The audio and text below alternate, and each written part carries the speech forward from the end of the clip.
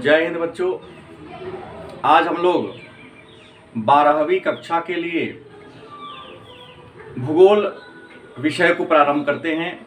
भूगोल जिसे अंग्रेजी में ज्योग्राफी कहते हैं। विषय वस्तु को प्रारंभ करने से पहले थोड़ा यह हम जान लें कि भूगोल जिसका पूर्णांक 100 है, इसमें 30 अंक का प्रैक्टिकल होता है और 70 अंक का परीक्षा केंद्र पर परीक्षा होती है।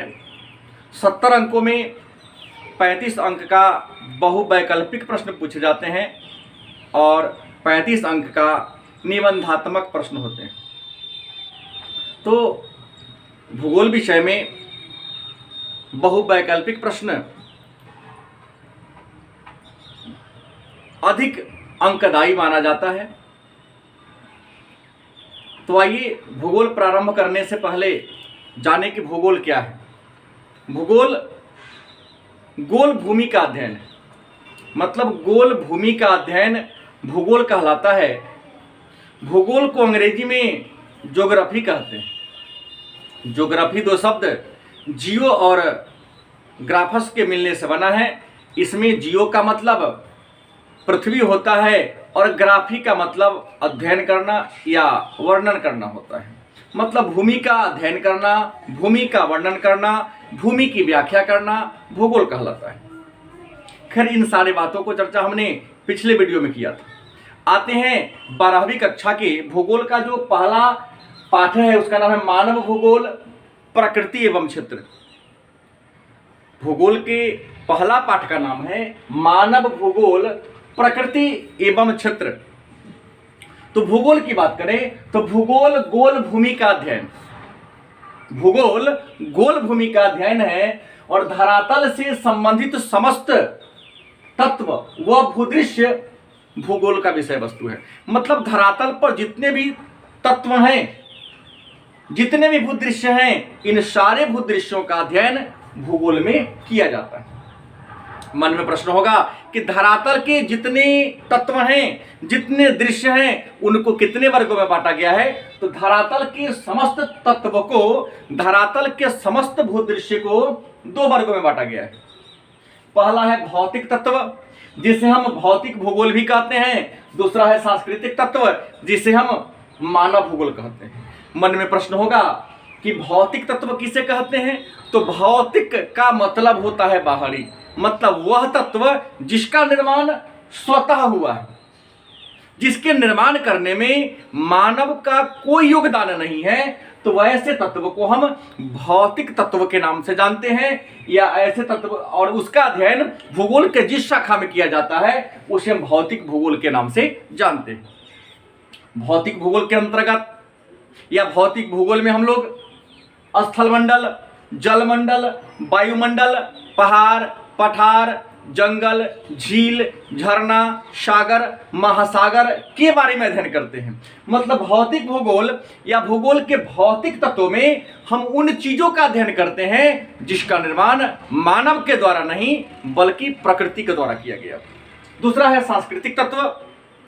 सांस्कृतिक तत्व मतलब मानव के अंतः संबंध द्वारा, मानव के क्रियाओं के द्वारा, मानव के क्रियाकलापों के द्वारा जिन तत्वों का निर्माण हुआ है या जिसका विकास हुआ है उसे हम सांस्कृतिक तत्व के नाम से जानते हैं। और मानव के क्रियाकलापों के बारे में, मानव के वातावरण के साथ अंतर संबंधों के बारे में भूगोल के जिस शाखा में अध्ययन किया जाता है उसे हम मानव भूगोल के नाम से जानते हैं। इसके अंतर्गत कृषि, उद्योग, व्यापार, जनसंख्या, जाति, प्रजाति, देश, प्रदेश, इन सारे चीजों के बारे में अध्ययन किया जाता है। अब है कि मानव भूगोल क्या है। तो मानव भूगोल को जानने से पहले ये जाने कि मानव भूगोल के पिता कौन हैं। तो मानव भूगोल के पिता कार्ल रिटर है। याद रखेंगे, मानव भूगोल के पिता कार्ल रिटर हैं, लेकिन वर्तमान या आधुनिक मानव भूगोल के पिता फ्रेडरिक रेटजल है। 2 बातें। अगर आपसे प्रश्न हो कि मानव भूगोल के पिता कौन है तो आपका उत्तर होगा कार्ल रिटर। लेकिन आपसे प्रश्न कोई करे कि आधुनिक मानव भूगोल के पिता कौन है या वर्तमान मानव भूगोल के पिता कौन है तो उत्तर होगा फ्रेडरिक रेटजल। और सीधा आपसे प्रश्न करें कि भूगोल के पिता कौन है, तो इरेटोस्थनीज को माना जाता है, क्योंकि इरेटोस्थनीज ने ही भूगोल के लिए सबसे पहले ज्योग्राफी शब्द का प्रयोग किया था। और भूगोल को क्रमिक रूप से अध्ययन करने का श्रेय इरेटोस्थनीज को ही जाता है, और इरेटोस्थनीज यूनानी थे। अब आते हैं कि मानव भूगोल की परिभाषा क्या है। तो अलग अलग विद्वानों ने मानव भूगोल को अलग अलग तरीके से अपने अपने ढंग से परिभाषित करने का प्रयास किया है, लेकिन सभी विद्वानों द्वारा दी गई परिभाषाओं का निचोड़ यह है कि मानव भूगोल भूगोल की वह शाखा है। मतलब मानव भूगोल क्या है, तो आप लिखेंगे मानव भूगोल भूगोल की एक शाखा है जो मानव वातावरण अंतर संबंधों के अध्ययन के साथ साथ उससे संबंधित भूदृश्यों का अध्ययन करती है। मतलब मानव भूगोल भूगोल की वह शाखा है जिसमें मानव का वातावरण के साथ अंतर संबंध के साथ साथ भूमि का जो दृश्य है उन सारे चीजों का एक साथ अध्ययन किया जाता है। इसे मानव भूगोल कहते हैं। मन में प्रश्न होगा, तो मानव भूगोल का उद्देश्य क्या है? तो मानव भूगोल का उद्देश्य है धरातल के विभिन्न भाग में रहने वाले मानव और उसके वातावरण का अध्ययन करना। दूसरा, मानव की जनसंख्या और जनसंख्या से संबंधित विभिन्न पक्षों का अध्ययन करना। उसके बाद भूमि का उपयोग। मानव भूगोल की उद्देश्य है कि भूमि का उपयोग और भूमि के विभिन्न प्रतिरूपों का, भूमि का हम किस तरह से उपयोग करते हैं और भूमि के कौन कौन से रूप हैं, भूमि के कौन कौन से संवर्ग है, कौन कौन से प्रकार है, इसके बारे में अध्ययन करते हैं।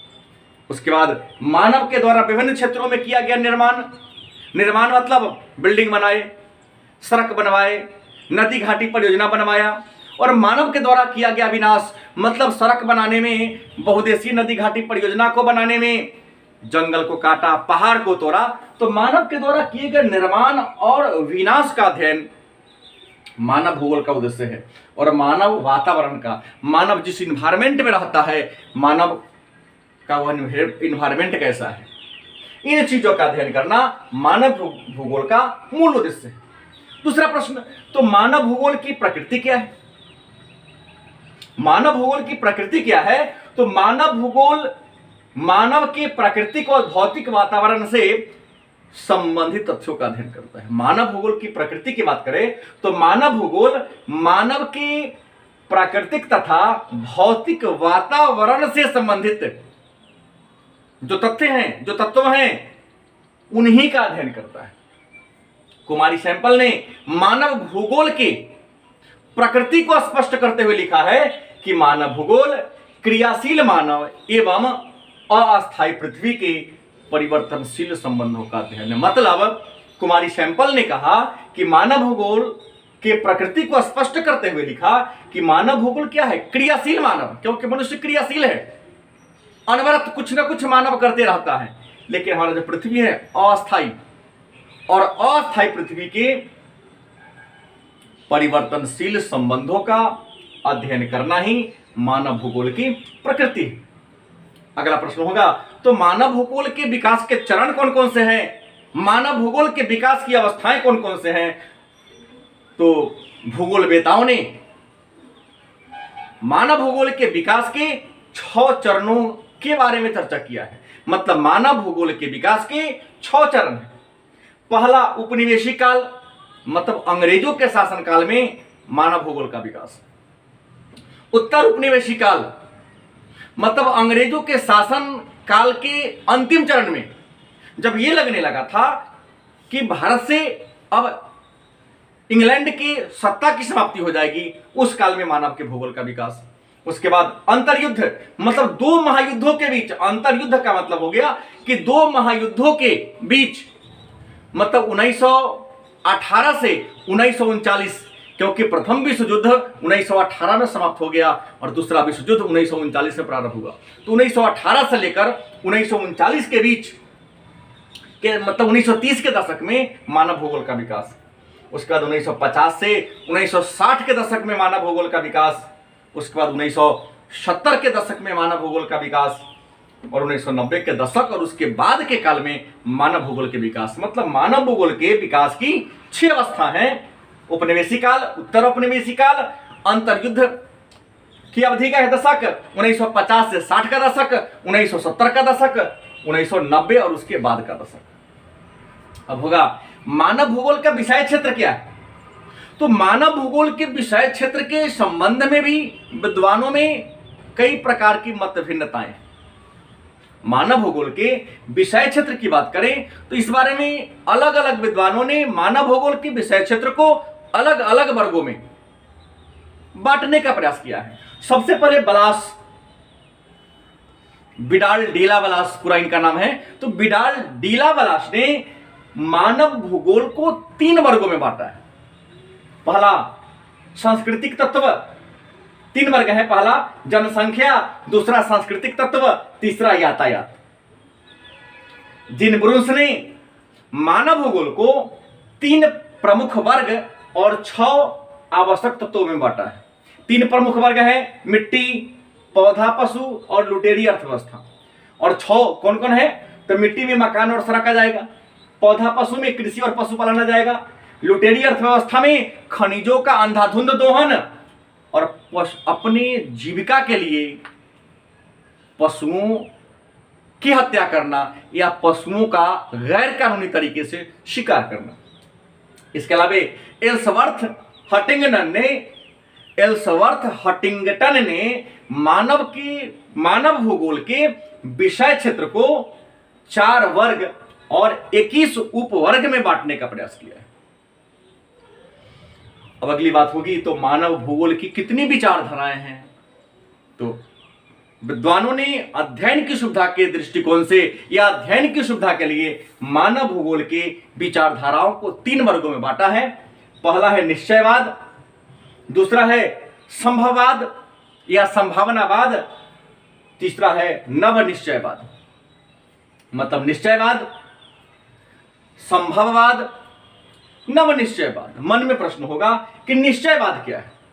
तो निश्चयवाद मानव भूगोल की एक विचारधारा है जो विचारधारा कहती है कि मानव प्रकृति का दास है, मानव प्रकृति का गुलाम है, प्रकृति के आगे मानव मूक दर्शक के समान है। प्रकृति की हर विपत्ति को, आपत्ति को, निर्माण को या विनाश को मानव झेलने के लिए मजबूर हैं। उसके प्रकृति के सामने मनुष्य एक नवजात शिशु के समान है। जैसे नवजात शिशु अपने सभी आवश्यकताओं के लिए अपने बड़े पर निर्भर है, वैसे ही निश्चयवाद कहता है, निश्चयवाद विचारधारा कहती है कि मानव प्रकृति का गुलाम है, मुख्य दर्शक है। प्रकृति के हर घटनाओं को मानव झेलने को मजबूर है। चूंकि यह प्रकृति का दास मानती है, अतः निश्चयवाद को हम निराशावादी और भाग्यवादी विचारधारा मान सकते हैं। इस विचारधारा के बहुत सारे समर्थक हैं, जिसमें हिपोक्रेटस, अरस्तु, जिनब्रुंस, हिकैटियस आदि विद्वानों का नाम आता है। कुमारी सैंपल भी निश्चयवादी विचारधारा के समर्थक थे, जिन्होंने कहा कि मानव प्रकृति की उपज है। कुमारी सैंपल ने लिखा कि मानव जो है वह प्रकृति की क्या है? उपज है। दूसरी विचारधारा संभववाद। इस विचारधारा के जनक फ्रांसीसी विद्वान फैब्रे है। इन्होंने कहा कि कहीं भी अनिवार्यता नहीं है, हर जगह संभावनाएं हैं। मानव प्राकृतिक तत्वों को चुनने के लिए स्वतंत्र है। हर निराशा में एक आशा छुपी हुई है, हर असफलता में एक सफलता का भाव छिपा हुआ है। संभववादी विचारधारा कहता है कि मानव अपने बुद्धि और विवेक के बल पर हर असहज काम को बड़ी सहजता पूर्वक तरीके से कर सकता है। यह संभववादी विचारधारा है। संभववादी विचारधारा कहती है कि मानव प्रकृति का दास नहीं है, मानव प्रकृति का गुलाम नहीं है, प्रकृति मेरा स्वामी नहीं है, बल्कि प्रकृति का एक सलाहकार है जो हमें पहले ही अलर्ट कर देती है कि तुम सतर्क हो जाओ, इस प्रकार के बदलाव, इस प्रकार के परिवर्तन होने वाले हैं। जैसे अभी बारिश, मानसून का प्रवेश हो गया, तो मानसून के प्रवेश होने से लगातार बारिश होगी तो किसानों को अलर्ट कर देती है कि अब बारिश प्रारंभ हो गई, बिछड़ा तैयार करो, खेत में पौधा लगाना है। तीसरा है नवनिश्चयवाद। यह मानव भूगोल की एक नई विचारधारा है जो निश्चयवाद और संभववाद विचारधाराओं के मिलने से बना है। नवनिश्चयवाद विचारधारा के प्रवर्तक ग्रिफिथ टेलर हैं। यह विचारधारा कहती है कि मानव न तो प्रकृति का दास है और न ही प्रकृति का स्वामी है, बल्कि मानव में काम करने की क्षमता सीमित है या कई बार असीमित भी है। मानव संभावनाओं का स्वामी है।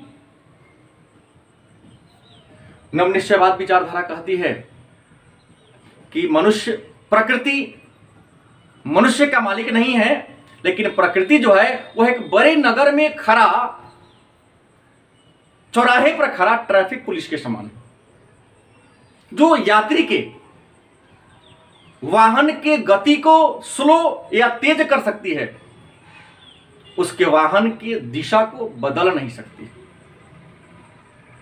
यह है नवनिश्चयवाद। यह भी नवनिश्चयवाद को रुको और जाओ नियतिवाद के नाम से भी जानते हैं, क्योंकि नवनिश्चयवाद कहती है कि प्रकृति हमारे गति को कुछ मिनटों के लिए, कुछ घंटों के लिए, कुछ दिनों के लिए विराम लगा सकती है, लेकिन हमेशा के लिए हमारे गति को विराम नहीं लगा सकती है और हमारे दिशा को, हमारे डायरेक्शन को कभी बदल नहीं सकती है। तो यह है नवनिश्चयवाद। अंत में है मानव भूगोल के उपागम कौन है, मानव भूगोल के विधियां कौन है। तो उपागम का मतलब क्या होता है? तो किसी भी विषय के अध्ययन करने की, किसी भी विषय के बारे में जानकारी प्राप्त करने के जो तरीके होते हैं, उस तरीका को हम उपागम या उसकी विधियां के नाम से जानते हैं। तो मानव भूगोल जो है, मानव भूगोल के अध्ययन करने की अनेक सारी विधियां हैं, लेकिन उन विधियों को दो वर्गों में बांटा गया है। एक है प्राचीन उपागम मतलब पुरानी विधि, दूसरा नवीन उपागम मतलब नवीन विधि। कहने का मतलब मानव भूगोल के अध्ययन के दो उपागम हैं, प्राचीन उपागम, नवीन उपागम। प्राचीन उपागम के 4 उपवर्ग हैं: विवरणात्मक उपागम, परिस्थितिकीय उपागम, क्रमबद्ध उपागम और प्रादेशिक उपागम। उसी प्रकार से नवीन उपागम के अंतर्गत मानव भूगोल के अध्ययन करने की 4 विधियां हैं, जैसे मात्रात्मक उपागम, आचरणवादी उपागम, कल्याण परक उपागम और मानवतावादी उपागम। तो ये था मानव भूगोल और उसका परिचय। अगले क्लास में हम लोग जनसंख्या और उससे संबंधित विभिन्न तथ्यों के बारे में अध्ययन करेंगे। धन्यवाद।